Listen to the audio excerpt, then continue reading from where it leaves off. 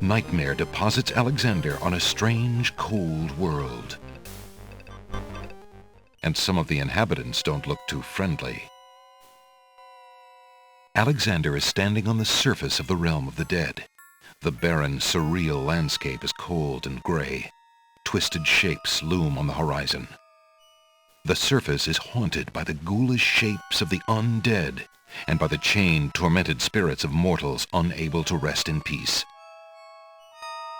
Restless spirits are bound to the surface of the underworld.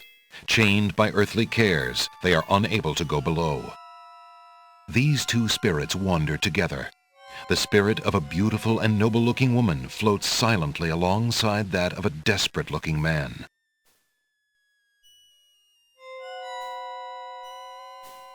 The ghoulish, animated bodies of the undead roam the haunted landscape. Alexander hesitates to break the mournful, heavy atmosphere by speaking aloud.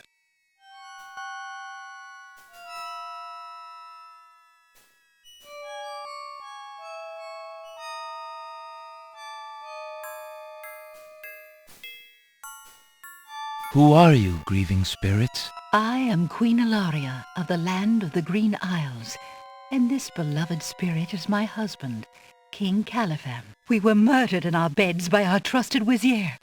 Like a viper, he snuck in during the night and stabbed us in our sleep. Now my husband's soul is broken, and he will not speak. Then you are the ones I seek. Are you not the parents of Princess Cassima? Our daughter! Have you news of the princess? I know that she is alive and safely back in her kingdom after being rescued from Mordak. But I'm afraid I have not personally seen her. Alhazred is keeping her in her room in mourning for you. I am glad to hear of her return, but she will not be safe alone with that devil. Oh, that we could be there to protect her. Cassima, how I fail thee. My poor husband will never rest while our murder goes unavenged and our daughter is in danger. I came to take you back with me. Your people are still loyal to you. They need to know about the Vizier. Cassima needs you too. But this is the realm of the dead. We cannot leave it. Nor, for that matter, can you. The only one who might be able to return us all to the land of the living is the Lord of the Dead. But he would never help us. He has no mercy. I might be able to convince him. I must try. Then take this. It is my ticket to the underworld. There you will find the Lord of the Dead. I cannot use the ticket as long as I'm chained here. And if we cannot be avenged, I will never be unchained. Thank you. Perhaps it will save us all. Be careful, young man. If you can ease my husband's torment and help our daughter, we will be most grateful. I will do my best. Goodbye, Queen Ilaria.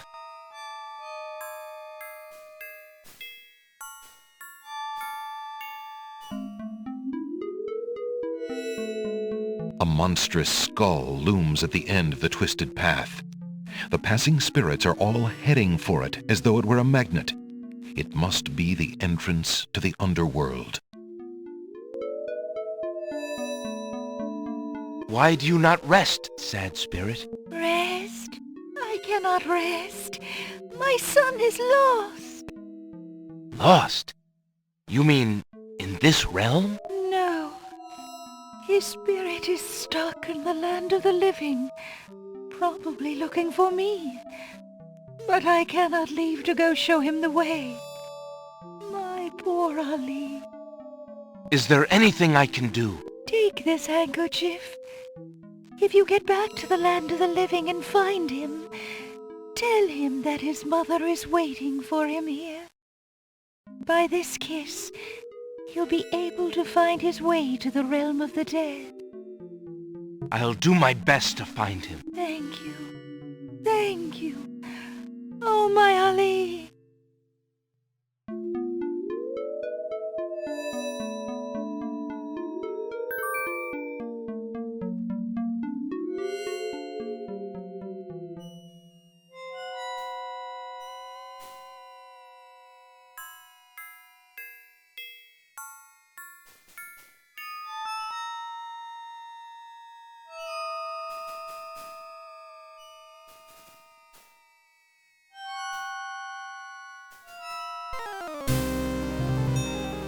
The skeleton to the left of the path hands something to the spirits that approach the underworld entrance.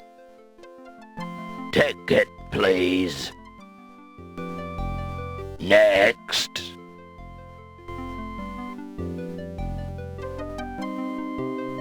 A strange skeleton with a long horse-like head and ceremonial armor stands at the base of the path to the underworld. He watches over new arrivals with a discerning eye, handing tickets to the spirits desiring admittance. A large bone keyring hangs from his waist. A uniformed skeleton stands guard at the entrance to the underworld. He takes something from the passing spirits and then waves them on into the underworld. Might I get one of those tickets? The skeleton with the tickets must not approve of Alexander's less than ghostly looks. He refuses to give him a pass.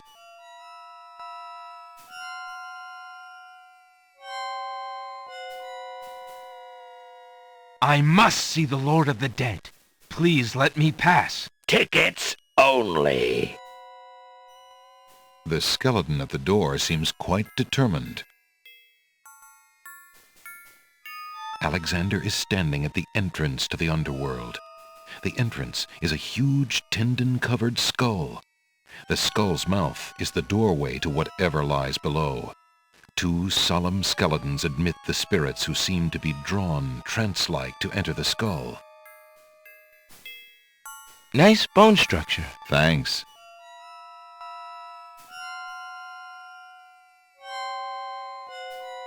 A group of large bones form an interesting arrangement to the right of the path. Two smaller bones are propped up on the ground near the larger group.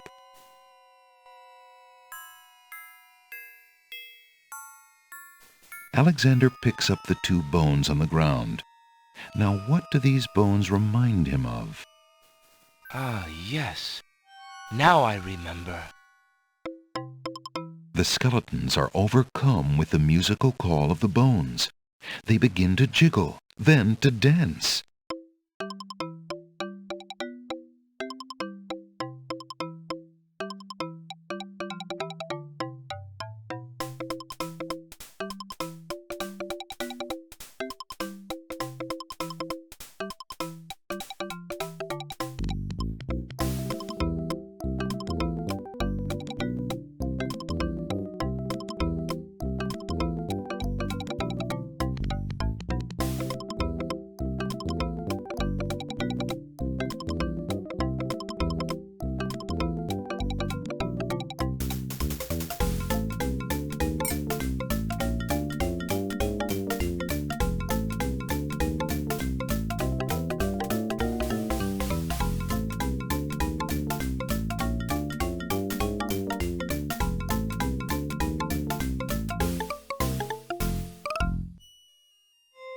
Alexander finishes his tune, and the skeletons resume their posts. Despite their frolic, they don't seem any friendlier. Alexander is standing at the entrance to the underworld. A key made of bone has fallen from the skeleton's keyring and now lies on the ground.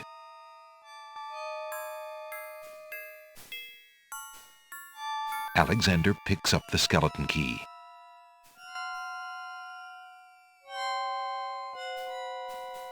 Alexander is carrying the Mother Ghost's translucent handkerchief. The ghostly ticket reads, "Admit 1." The skeleton key is made out of small bones.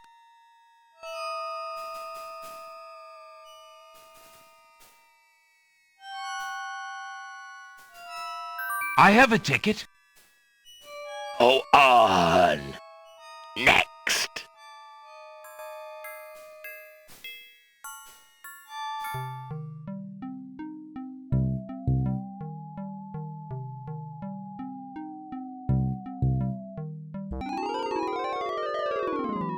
Apparently, Alexander's not the only one who's curious about the body on the path. A knight's remains lie abandoned on the path. The knight, like Alexander, must have been alive when he entered the underworld. but for some reason he never reached his destination. Alexander wonders if this is the knight the Druid spoke of. The knight is wearing an old, tattered ribbon. It must have once meant much to him as a sign of his lady's favor. The knight is wearing one black gauntlet. There appears to be some writing on the gauntlet, but Alexander can't quite make out what it says.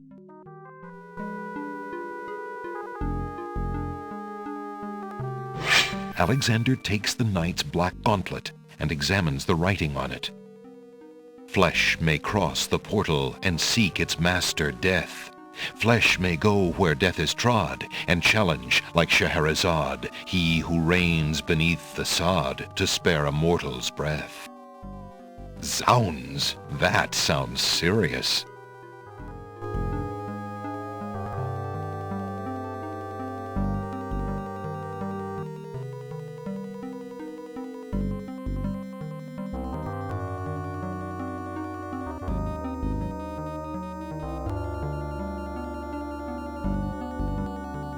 Charon stands in his boat, eternal ferryman of the dead.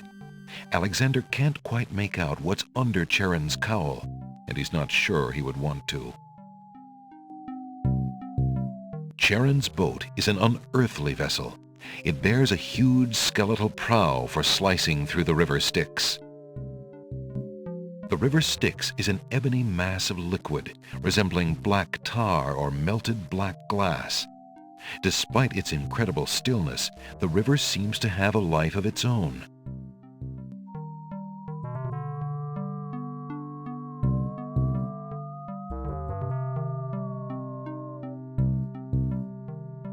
Alexander scoops a little of the river Styx into the teacup with the swamp ooze, being careful not to get any of the black water on his skin.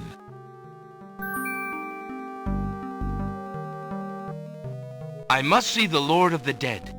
Please, let me ride across the river Styx on the ferry. Charon apparently has rules as strict as those of the skeletons at the underworld's entrance. Alexander is not getting on that boat until he gives Charon the appropriate fare.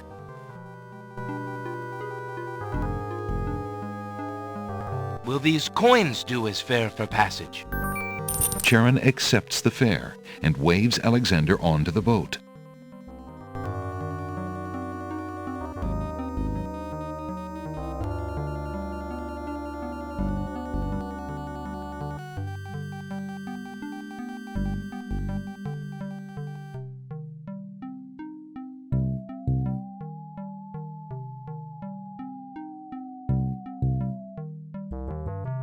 The eerie river Styx flows under and around the path to the gate.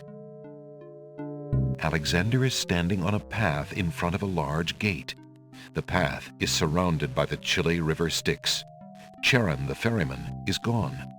Alexander has the feeling that he's close to his destination, that it must in fact lie on the other side of the gate. The large wooden gate at the end of the path is closed.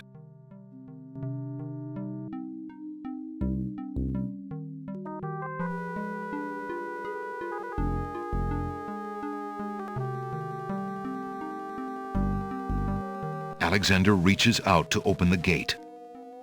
Suddenly, the wood trembles beneath his fingertips.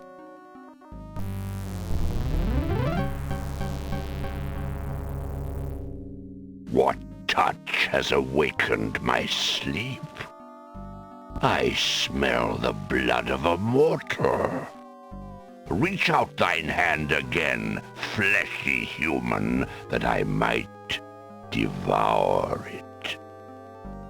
It has been centuries since I last ate. Despite his fear, Alexander summons his bravest voice to command the living gate. I would pass, gate. I have business with your master. My master and thine, human. I would be pleased to introduce thee. Only step forward and thou shalt meet him shortly. No, thank you. I come to meet the Lord of the Dead with my flesh still intact. And why should I let you past, human, when I would much rather eat you? I have been told that there is a way for humans to enter Death's realm. There must be something I can do. Some task that will allow me to pass through your doors, Gate. I seem to recall something. A trick. Perhaps, a test. Yes. Should a human try to pass, a riddle is Gate's wont to ask. A riddle it is, then. And if thou wouldst fail to answer, Gate, his thirsty jaws will be thy fate. Agreed.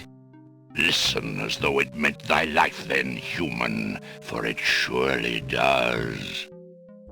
My first is foremost legally. My second circles outwardly. My third leads all in victory. My fourth twice ends a nominee.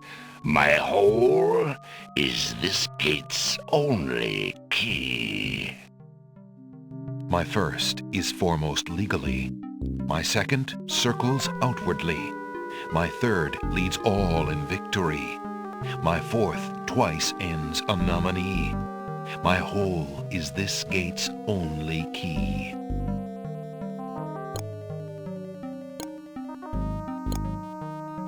The answer is love.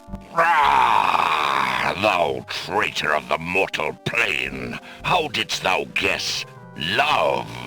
That riddle should never have been solved. Love is unknown in this realm. Love cannot be banished, even from this place. There are spirits still pining of it on the surface above. Still less can it be banished from my heart. Enough! Burden me not with thy poetry. Pass through, and quickly, before I change my mind.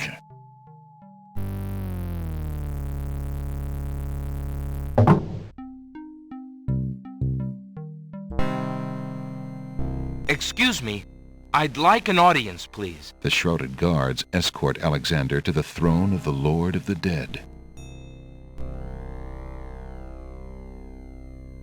Why have you entered my domain, still wearing your flesh? If you are so anxious for death, you might have found it easily enough in the land of the living. But since you are here, you are most welcome to stay. Kiss my hand, and you will be one with the spirits. There will be no pain. The Lord of the Dead is a huge, grotesque figure. He and his throne are one, grown together over the centuries till he can no longer move. Chains further bind him, pinning him to his endless, weighty task. If he was once human, as the Druids claimed, Alexander can see no sign of it in his merciless, fathomless eyes. I did not come here to die, but to demand my right of challenge.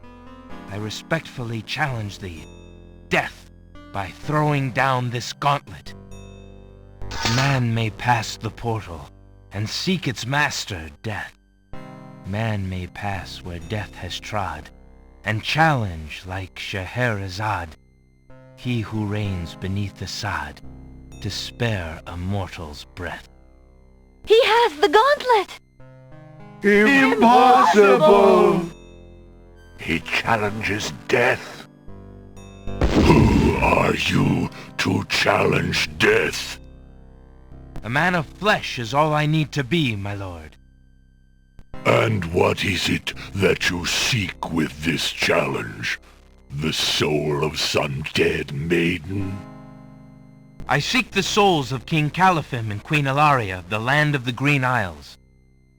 You would save 2 human souls and emerge alive from this realm yourself? That shall be a difficult challenge indeed. The tomb does not open its doors lightly. Either all three of us leave, or none go. Very well. Then let me think of an appropriate task. Ah, yes, I have it now. Your challenge is this. For thousands of years I have sat upon this throne. I have heard every sad tale that can be told by human lips.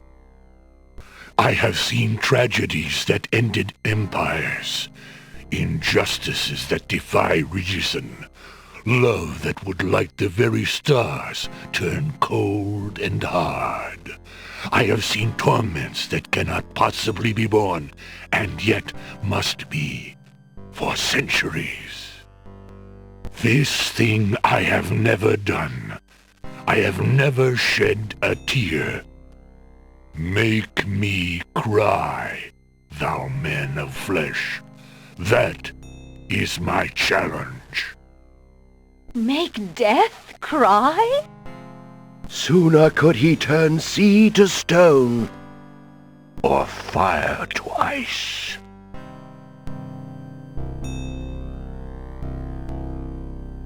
Beast's mirror consists of a piece of glass set into a decorative frame. The glass is unusually clear, and the image particularly true. If your existence has been all that you say it has, then truth alone shall be my sword. The mirror's surface swirls with darkness for a moment, then fills with images even blacker. Reflections of despair, of wailing souls, of shackles colder and more immutable than any forged by man, of a world of thirsts that can never be quenched. Alexander feels the mirror tremble in his grasp, and is glad that he cannot see its face.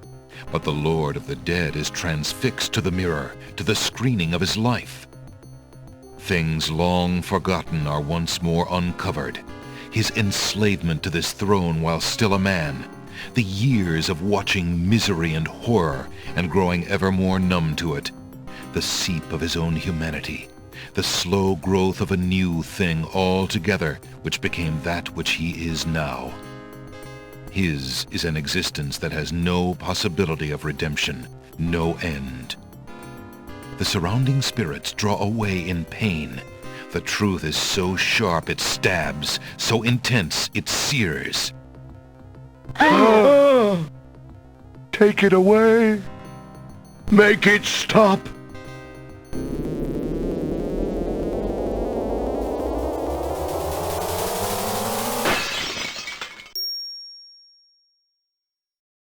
The mirror of truth cracks from the strain, and death sheds a single gray tear.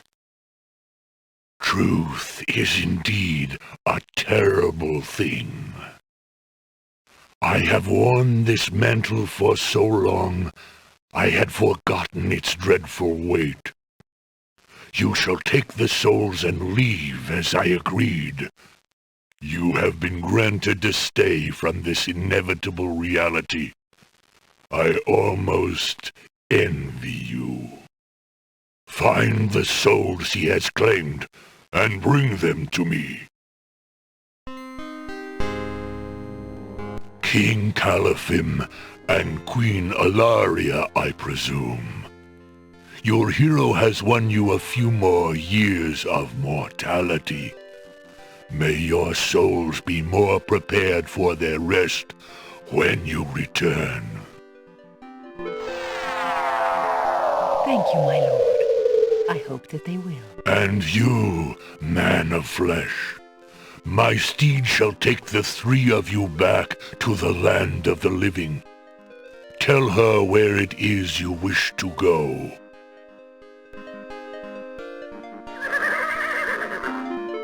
Until we meet again, then, I assure you, we will meet again. No offense, my lord, but I hope that will be many long years from now. It is never as long as you might wish, mortal. Now, begone. Yes, my lord.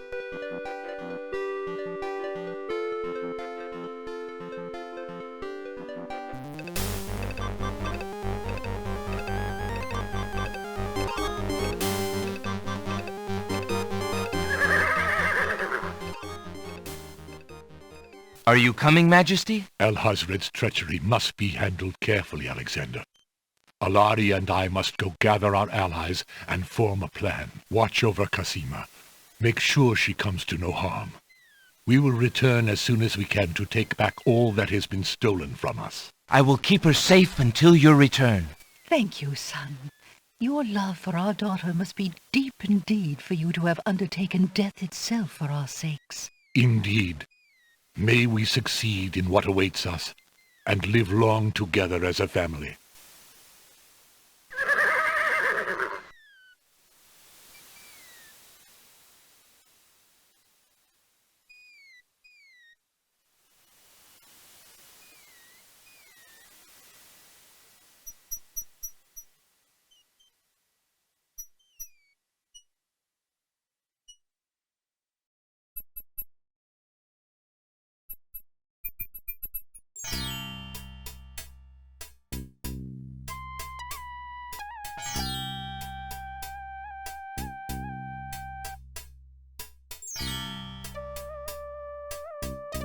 Excuse me, peddler, but I have an old lamp that might interest you. Ah, an old lamp. And what a nice traditional design, too. Take your pick of my new lamps. The lamp seller's pole bears 6 lamps. Each is shining with newness, and each has unique characteristics. One of the lamp seller's lamps has an open oriental style and is made of decorated papered fabric. One of the lamps is made of blue-colored glass and has a tall, thin neck and a cork-like cap. One of the lamp seller's lamps looks quite similar to Alexander's hunter's lamp, but is shiny and new. Its spout is only decorative, unlike Alexander's lamp, and is plugged with brass. One of the lamp seller's lamps is long and narrow. It's open at either end like a lantern and is made of flowered blue paper.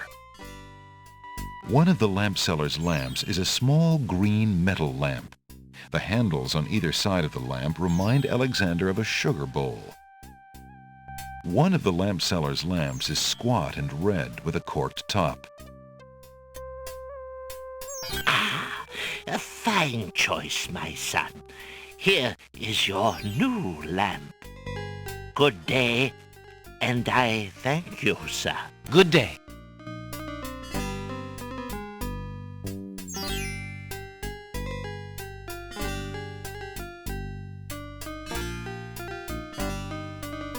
Drat! Another dud!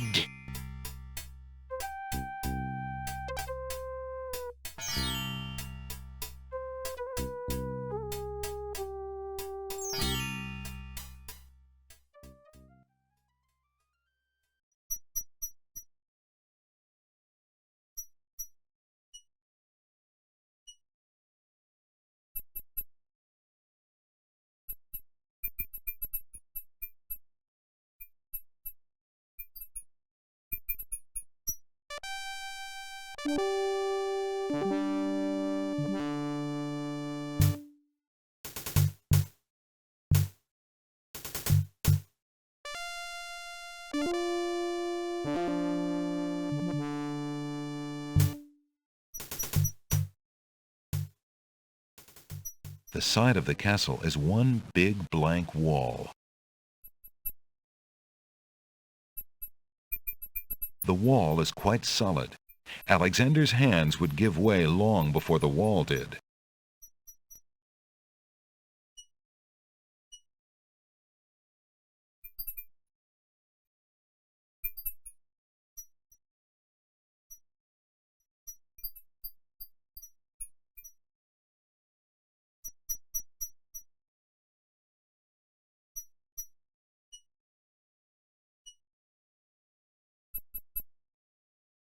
Alexander dips the large black feather into the teacup and stirs the contents gently.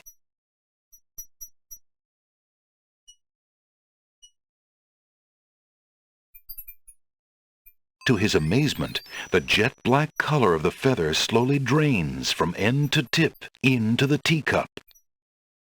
The teacup mixture blackens and thickens to a paint-like consistency. Alexander carefully puts it away, discarding the drained feather. Feeling artistically inspired, Alexander decides to make use of the large blank castle wall.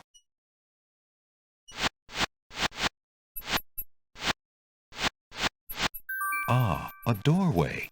Just what Alexander was thinking this wall needed.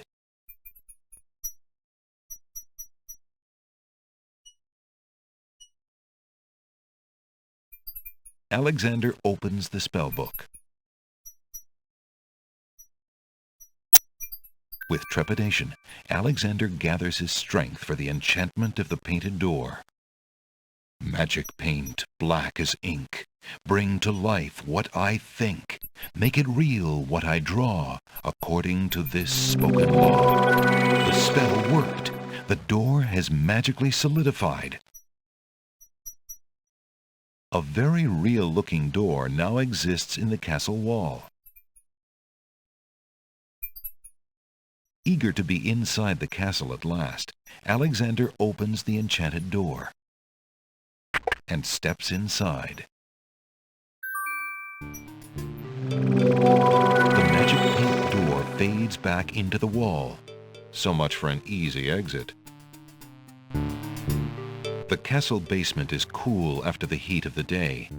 The arched domed ceilings add to the sense of spaciousness in the wide corridors. On the east wall are 3 dungeon doors.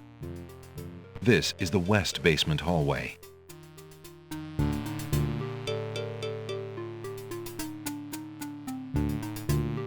Alexander opens the dungeon door and slips inside.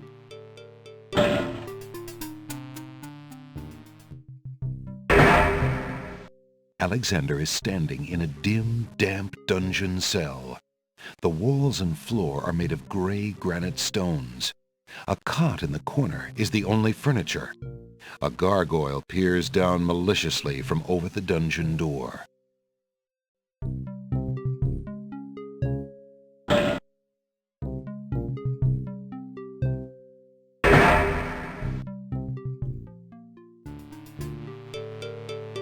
Alexander opens the dungeon door and slips inside.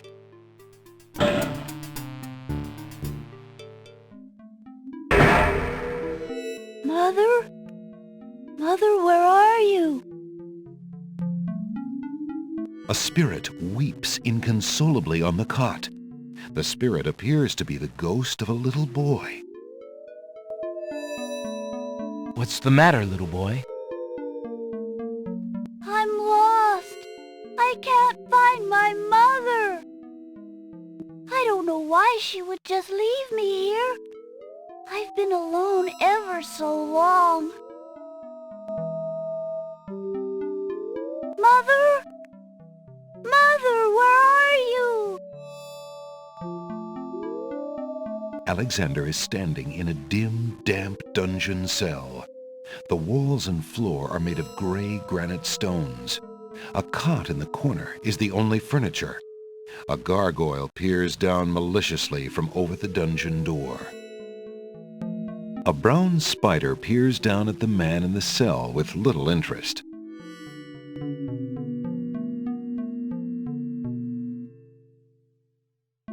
You must be the son of the spirit I met in the realm of the dead.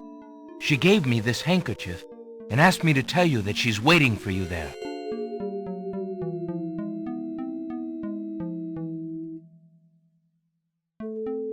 It's Mama's. It even smells like her. I can feel her now. I know where to go. Wait. Before you go, is there anything you can tell me about the castle? I like to play in secret places. In the basement behind the Man of Steel is a door. Nobody except me knows it's there anymore.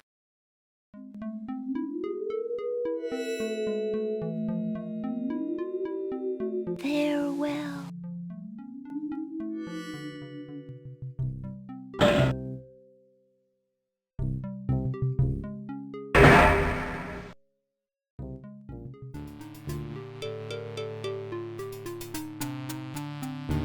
The castle basement is cool after the heat of the day. On the north wall is a door bearing a plaque, and in the west corner is a suit of armor. This is the north basement hallway.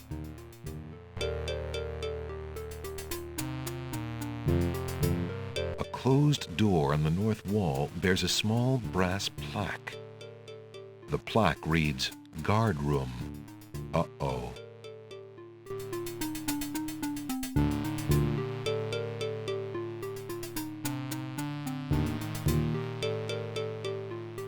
There's a door on the east wall. Alexander decides to find out what's on the other side of that door.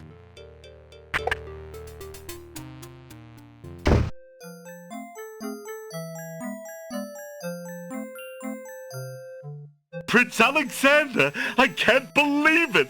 How did you get into the castle? Well, Actually, it's a little hard to explain. I bet. You run a terrible risk of being here, though. The castle is crawling with guard dogs, especially today. The Wazir will have your hide if he finds you. I know that, Jallo. But Cosima is being married today. What greater risk is there than that? Of course you're right. Young love. I forgot what heartburn it is. But what are you supposed to do about it? I've got to try to see her. Maybe even stop the wedding. Is that all? And here I thought you would try something dangerous. Oh. Don't worry about me, friend. Just tell me, where is Cosima? As far as I know, she's still in her bedroom upstairs. You'd never make it up there, though. The guard dogs are everywhere, and they're very loyal to the crown. Unfortunately, right now the crown means Alhazred. If we had proof of something truly afoul, the guard dogs might listen. As it is, they're your enemies, not his. I understand. I've had no lack of enemies since I got here. In fact, you'd almost think I wasn't welcome. And they say princes have no sense of humor. Well, I can see there's no putting you off. For Cosima's sake, I wish you luck. I'll be here if there's anything you need. Thanks, Jallo.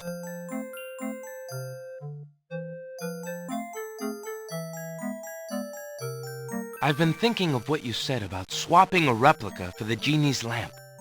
I got this lamp from the old lamp seller in town. Do you think it will pass? Why, yes! It's an exact replica. That's amazing. How did you guess? I suppose it was intuition. I'll have to wait for the right moment, mind you. But I should be able to get close enough to swap this for the real thing, and none shall be the wiser. Now you shall see Jallo's skill. I'm sure your hands are mightier than my sword, my clever friend. Go ahead and do as you've planned, and let me worry about swapping the lamp. If I accomplish the trickery, I'll manage to get the lamp to you somehow. You never fear. I have faith, Jallo. You are a true friend. Oh, shucks. I'd do anything for the princess.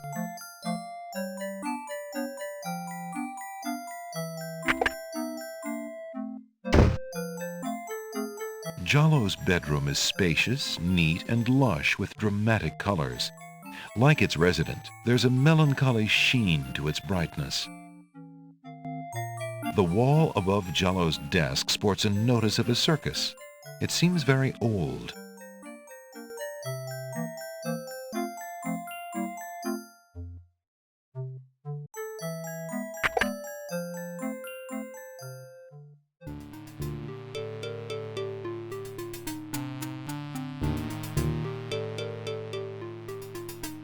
In the corner is a suit of armor of ancient design. Its right arm beckons slightly.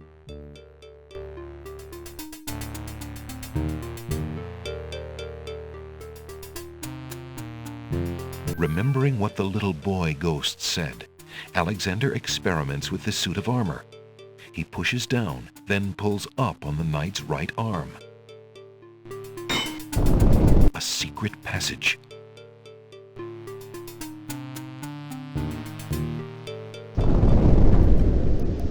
Alexander hears the sound of voices coming from nearby.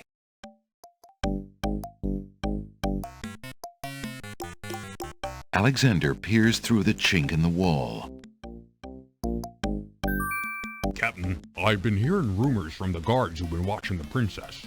They say lately she's been pounding on her door and begging to be let out. Ain't none of my business, sir, but news like that is upsetting the other dogs.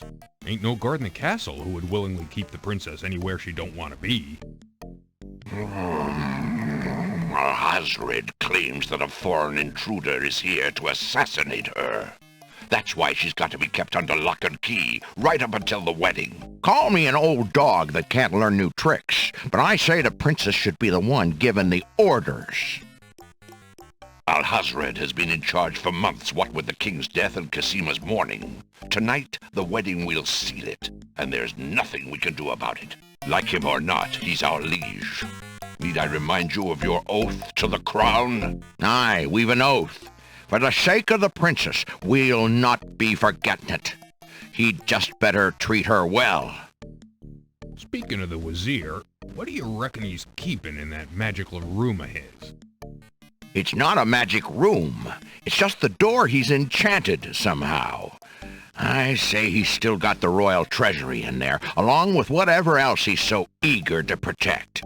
Not even the court treasurer is allowed in there anymore. I heard him in the hall the other day. He was speaking of that door. Black magic is what I say. I heard him say, Ali, but then Bay came up and started yapping at me. Enough! It is not our place to question the practices of our liege, no matter how strange. The wedding will be starting soon.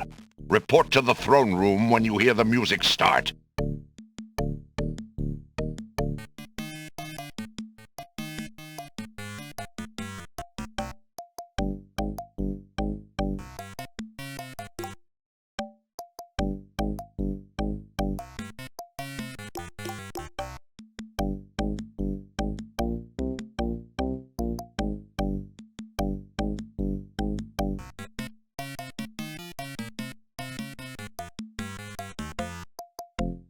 Phew, that was a climb. Alexander hears the faint sound of a woman crying nearby.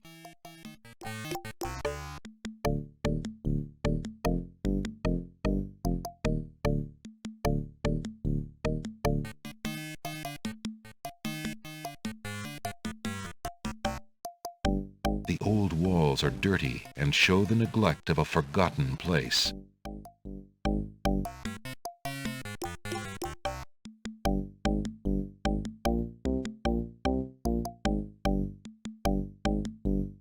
Alexander hears the sound of scratching coming from the other side of the wall.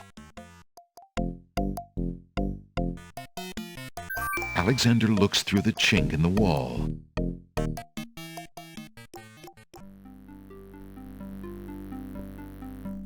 Dear Shadrach, salutations from the Society of the Black Cloak, etc., etc. My long preparations are about to come to fruition. In a matter of minutes, I will wed the lovely Casima. Once I've established my power and my crown, I can stage another accident.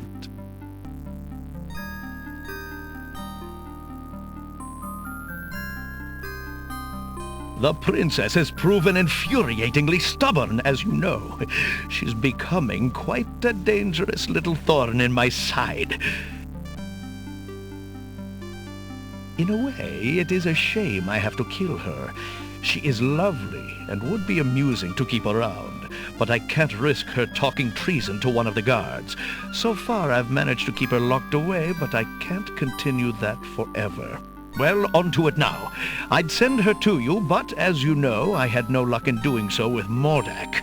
I close in triumph. King Abdul Alhazred. And now to see to the final preparations. It's almost time for the wedding.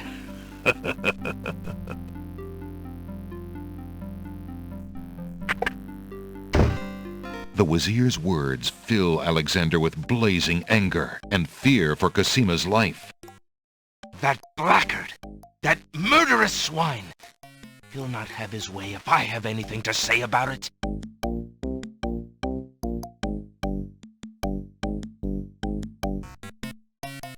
There's a vague outline of what appears to be a door on the wall.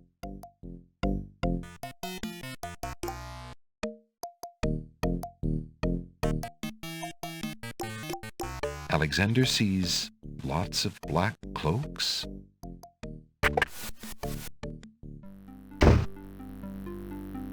Alexander is standing in a masculine bedroom. Polished marble walls rise to meet a tall ceiling, and the furnishings have an opulent feeling. He wonders whose bedroom this is.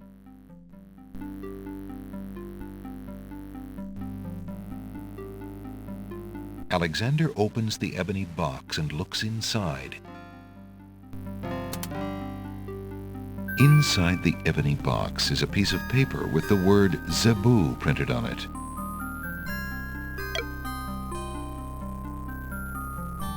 The trunk is locked.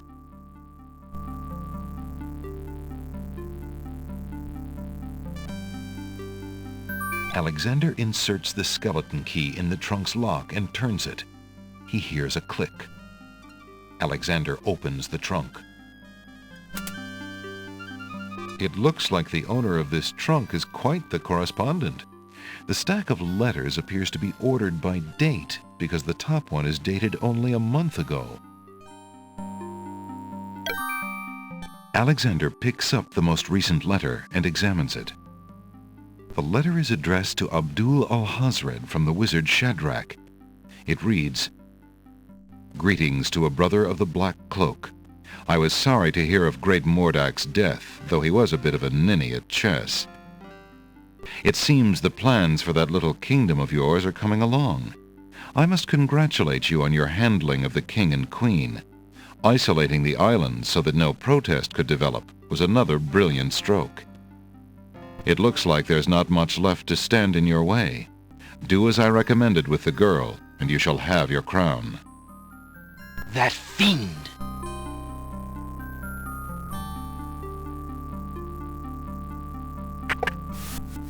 Alexander crawls back through the wardrobe to reach the secret passage.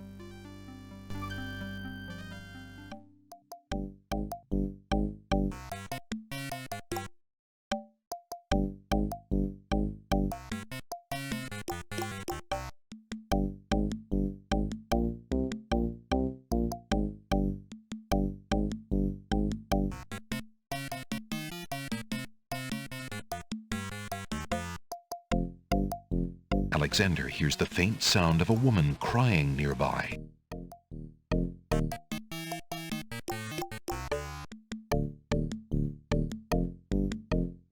Alexander peers through the chinks in the wall, trying to locate the source of the crying sounds. Alexander's palms begin to sweat and his heart to race. It's Cosima. He's found her. Psst! Princess Cosima! What? Who's there? It is I, Alexander. I'm here behind this wall. My, how suave that sounds. Alexander?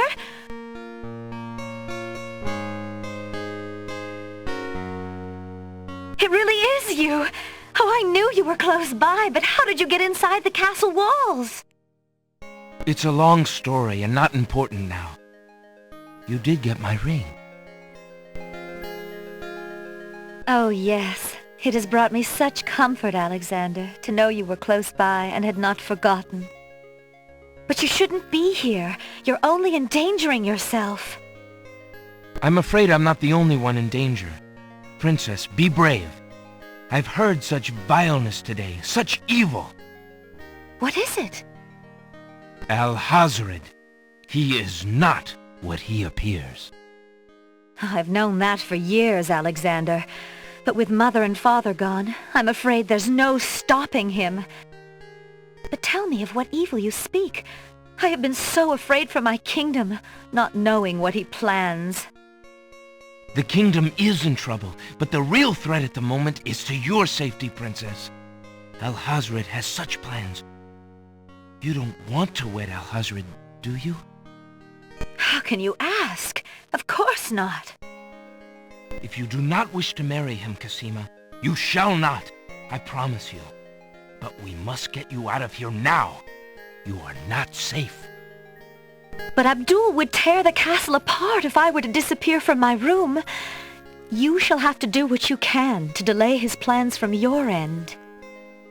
I can't just leave you here. Alexander, do not despair for me. I have been safe in this room for nearly 6 months now. Abdul can be in no hurry, whatever he plans. After all, I'm to be his bride, am I not? I have been planning too, you see.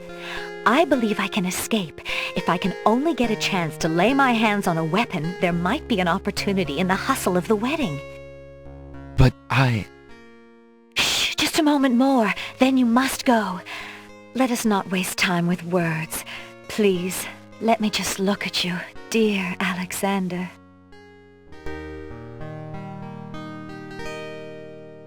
Alexander is carrying a letter taken from the Wazir's trunk.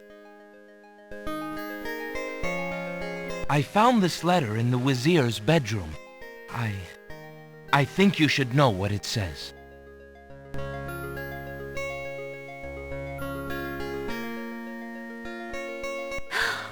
I can't believe it. I had my suspicions, but this confirms everything. Alexander, you must keep the letter. He might have a chance to show it to someone who can help you stop Alhazred. Just be careful.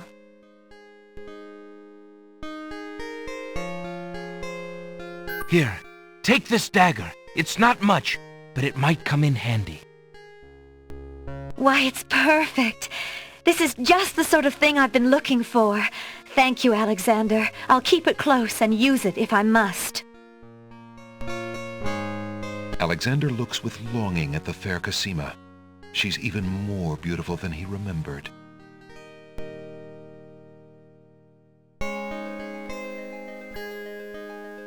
Oh no! Someone's coming! The lock on Cassima's door rattles abruptly. Alexander, hurry! Step away before they see you! Alexander hears scuffling and a woman's brief cry from the other side of the wall. Then, silence. Alexander looks through the chinks in the wall, anxious to see what the commotion was about. Cassima is gone. Where could they have taken her? How could he have let them take her? A fine rescuer I'm turning out to be.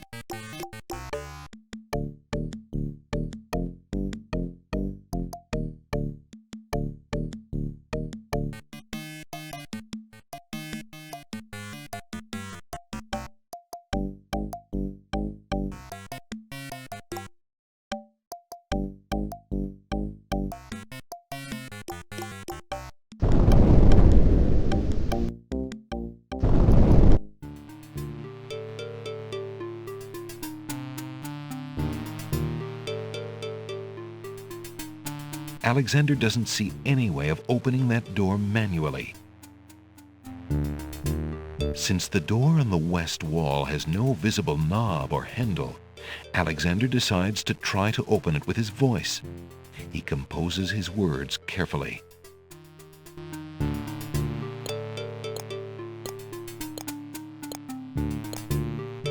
Listen, door. I would have you open. Ali Zebu. It worked. A small table graces the middle of the room.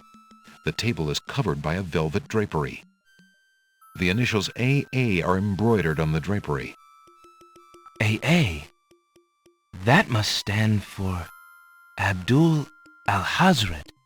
Those trunks probably contain the kingdom's treasure, once guarded so well and used so wisely by King Calafim, now in the hands of that blackguard Alhazred. Alexander is standing in the Castle of the Crown's treasure room. The soft-toned room seems very secure.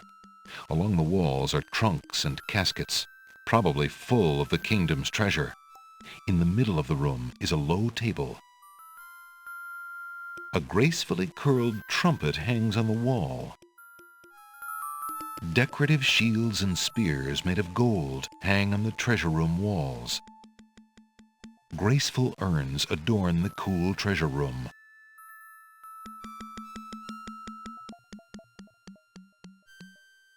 Alexander pulls the drapery aside, curious as to what might lie underneath.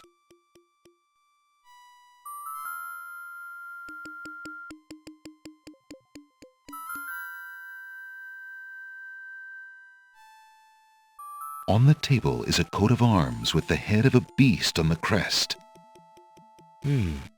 Beast said that his coat of arms was stolen by the Druids. This must be it. On the table is a miniature oak tree. It looks very old. That must be the sacred miniature oak that the Druids thought the Winged Ones stole. On the table is a fleece made of gold. That fleece must belong to the Winged Ones, and they thought the Isle of Wonder had taken it. On the table is a strange-looking stone that's giving off an odd, high-pitched noise. That must be the Isle of Wonder's singing stone. Didn't the queens think that the beast had stolen it? As Alexander looks at the objects on the table, he realizes the depth of the Wazir's cunning. It must have been the Wazir or an accomplice who stole that one thing most precious to each island, and then leaked rumors that one of the other islands was responsible. What did the Wazir have to gain by causing the islands to hate one another?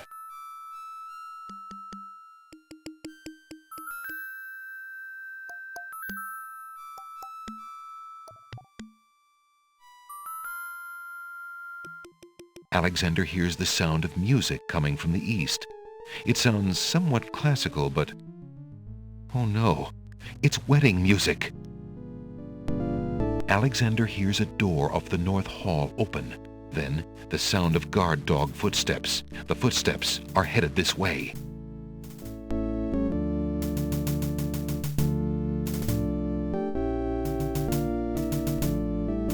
Alexander hears the sound of a guard's footsteps coming from the north. Wait, there are more footsteps approaching from the west. Now what?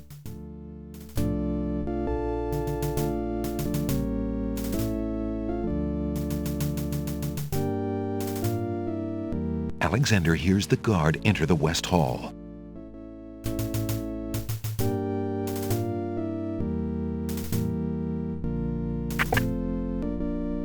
Alexander looks cautiously around the grand hall, but there are no guard dogs to be seen. The wedding music is coming from behind those two large doors.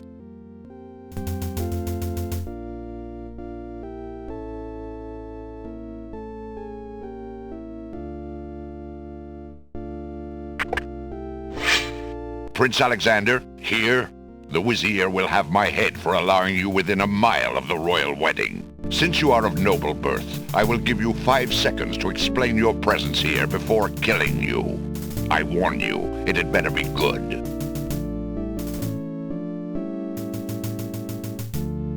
Wait! If you love your princess, you'll hear me out. The Wazir is not what he appears to be. Cassima is in terrible danger. I have proof that this is so. For your princess's sake, you must believe me. Let me see that. Saladin reads the letter, his sword point still against Alexander's throat. Alexander watches the guard dog's noble face darken with rage. This is treason. I'll have his throat. But how do I know this letter is not a forgery? You could have written this yourself. But I did not. Have you no doubts of your own about Alhazred? Don't you see? All he wants is the crown. Cassima is being coerced. We must stop the wedding. It is true. I have had my suspicions about the Wazir, especially when King Califim and Queen Alaria died. But I have seen Cassima with him several times. She appears to be quite happy, even enthusiastic. I don't believe she could love him if he truly were so wicked. I cannot believe for a moment that she loves that snake. A jilted lover would not believe it. But come, see for yourself. The captain of the guard leads Alexander into the throne room, where a ceremony seems to be in progress. Alexander feels his blood run cold at the sight. I, Cassima, declare Abdul al-Hazred as my lawful and beloved husband and king of this realm. But, Cassima, what are you saying? Do you still claim that the princess is being forced? Perhaps it's you that's the danger, as the Vizier has said. Cassima, stop!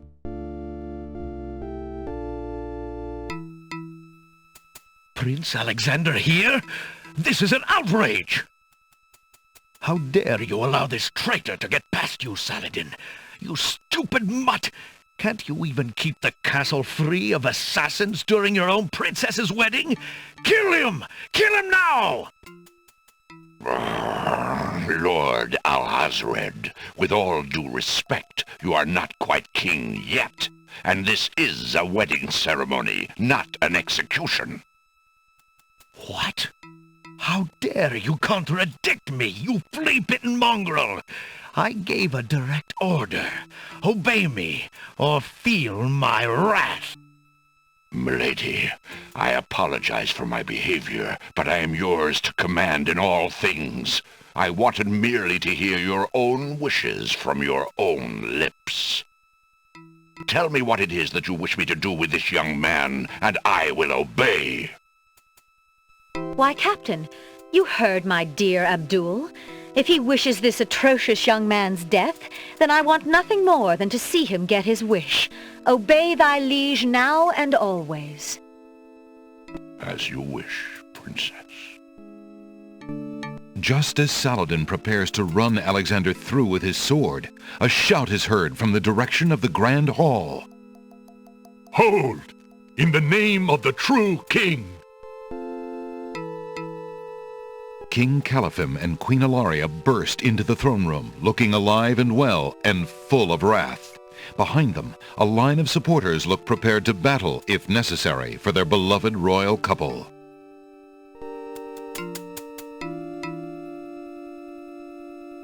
Cassima, darling, are you all right? Has he hurt you? Hands off of her, you murderous goat! If I want your advice, I'll ask for it, Mother. But, Caliphim, that's not Cassima. I'd know my daughter anywhere. What have you done with our daughter, you devil? The lovely image of Cassima suddenly bursts into smoke and is replaced by the Wazir's genie. Why, you conniving serpent! Get him, guards! Saladin, your sword! Drat it all! You may have ruined my plans, but you won't get me, or your precious Cassima. Get them, Shamir! I command you! He's getting away! Stop him! Yes, sire, as soon as I deal with this genie! Shamir, the Wazir's genie, begins to throw balls of dazzling light at the guard dogs.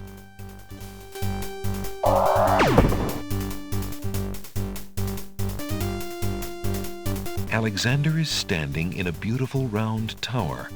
Stairs lead upward, spiraling towards the top of the tower and Alhazred.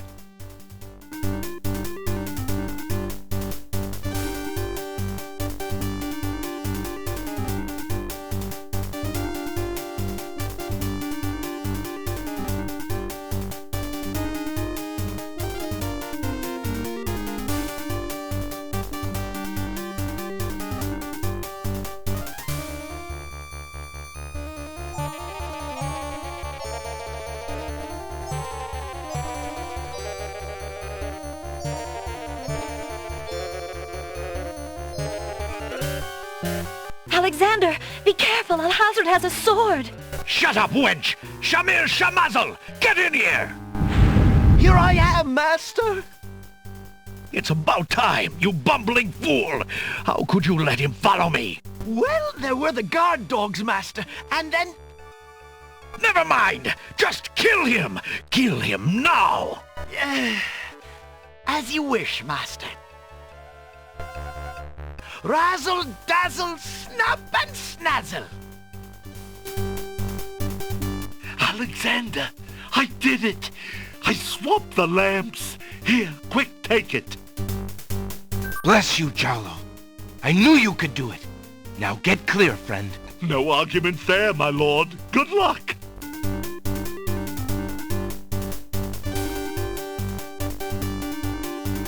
Alexander has the genie's lamp.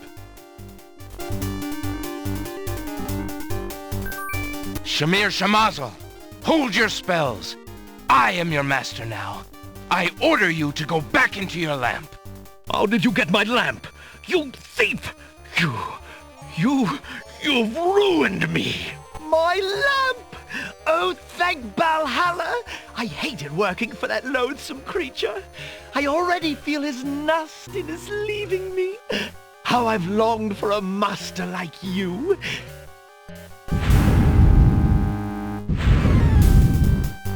I've got a new master. I've got a new master.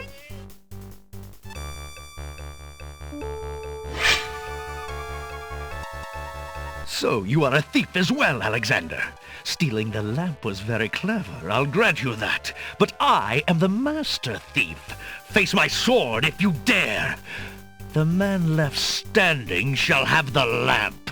So shall it be, Alhazred. I don't need the genie to deal with a coward like you. Inspiration, Alexander fixes upon the only weapon in sight. Zounds! This sword must weigh a ton. Good. Then you shall only fail sooner, my prince.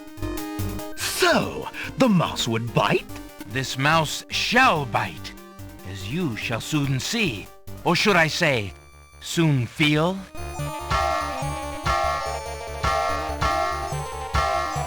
Ha! You can barely lift that sword, my prince. Better to lay it down now. I promise to dispatch you with little pain. A tempting offer, but I think I'll wait and see what this sword can do. Suit yourself.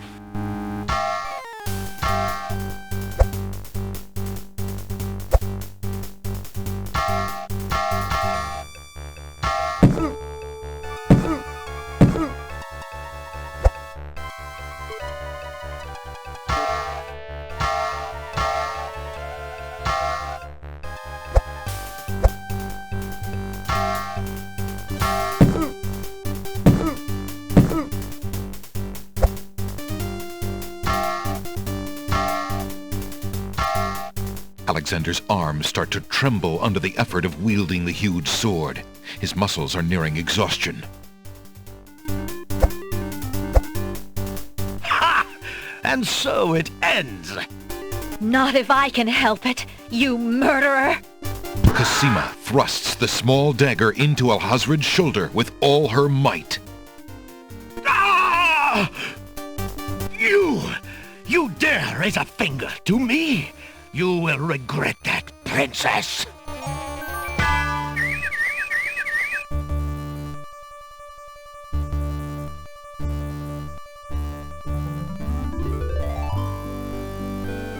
Cosima! Are you all right? I'm fine, Alexander. I was just so afraid for you. There's no need to fear anymore, Princess. Yes, I know. How can I ever repay you? For myself, for my kingdom. It was not in me to let harm come to you. Can you find it in you, Princess, to give me more than your gratitude? Alexander, what are you saying? I love you, Cosima. Would you ever consider... Do you think you could... marry me? Could you ever have doubted it, my prince?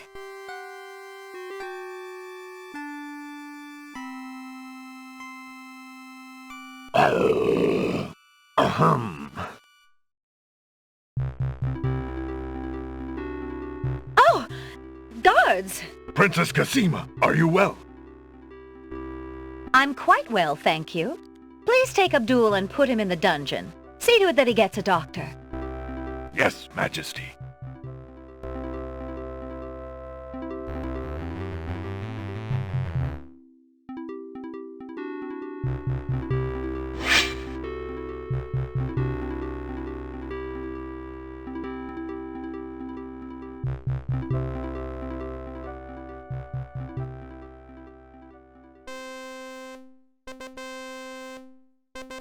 Cassima and Alexander ask Captain Saladin to perform their wedding ceremony.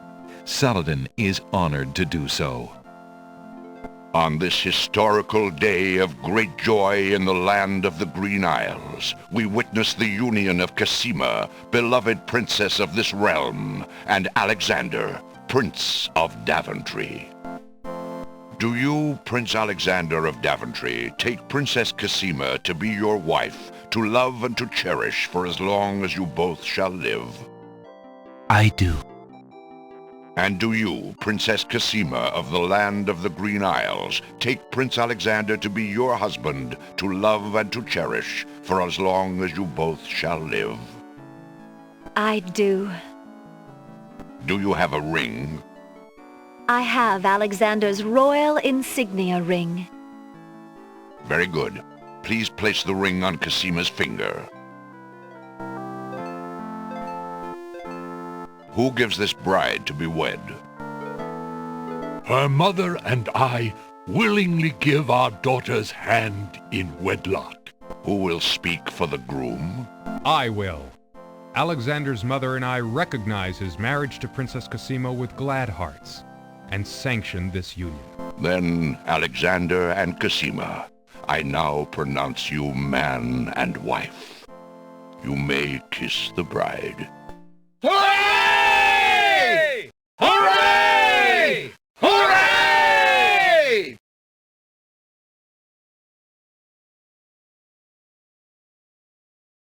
Congratulations, my children.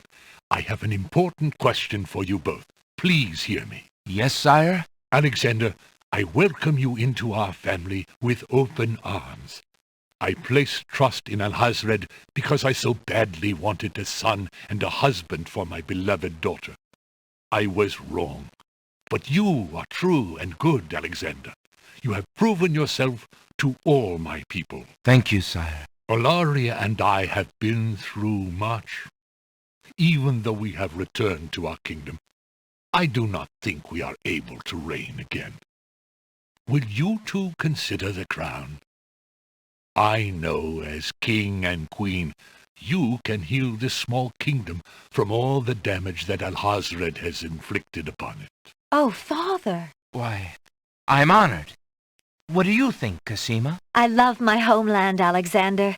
I would be happy to stay and serve it all my days. Father, I believe I'm needed here. Would you be very disappointed if...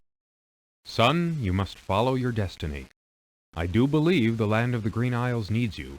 You'll be a magnificent king, though dearly missed in Daventry. Then I accept. Oh, my boy, what a man you've become. And how I will miss you. Don't worry, Mother. With Shamir's powers, we'll be able to visit often. I'm not about to forget my family. Congratulations, Alexander.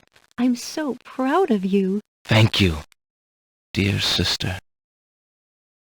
Oh, Alexander, I'm so glad. Between the return of my beloved parents and our new reign, you've made me so happy. I'm glad I could make up for some of your suffering, my beautiful wife. Congratulations, King Alexander.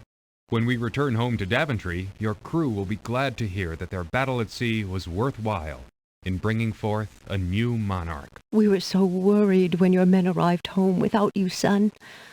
I'm so thankful that you are safe and happy. And I am as grateful that my crew did not pay for my driven heart. You have only brought us all good fortune, sire. With Shamir saved and his power used for good, reuniting the islands will be far easier. He has already repaired the ferry. Your road will be easier now that the islands are no longer feuding. Already the wounds are starting to heal. Yes, my love. Discovering the island's stolen treasures has done more to bring peace to this land than anything else. It is now clear that Alhazred had Shamir steal each of the island's most valued treasures, then blame the thefts on others to cause the islands to hate each other. Now let us celebrate our good fortune. The evil that has plagued this land is done, and a new reign begins. Long live King Alexander and Queen Cassima. Long live King Alexander! Long live Queen Cassima! Long live the land of the Green Isles! Hooray! Hooray! Hooray!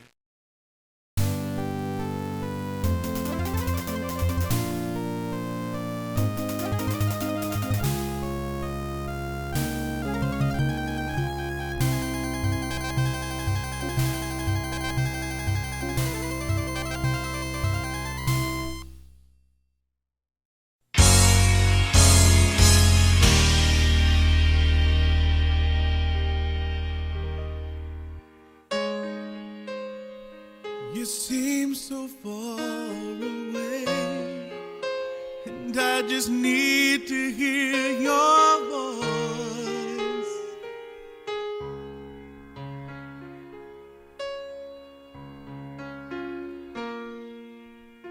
I just need to hear you say, if you would have me go or stay.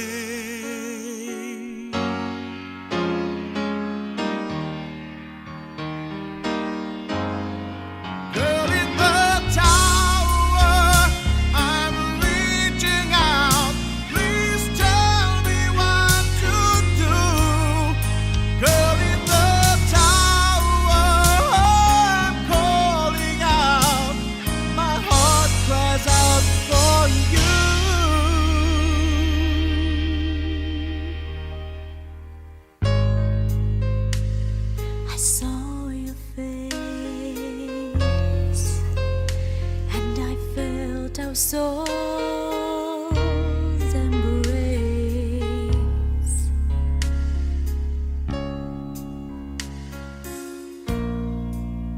If it's not meant to be this way, why do you hold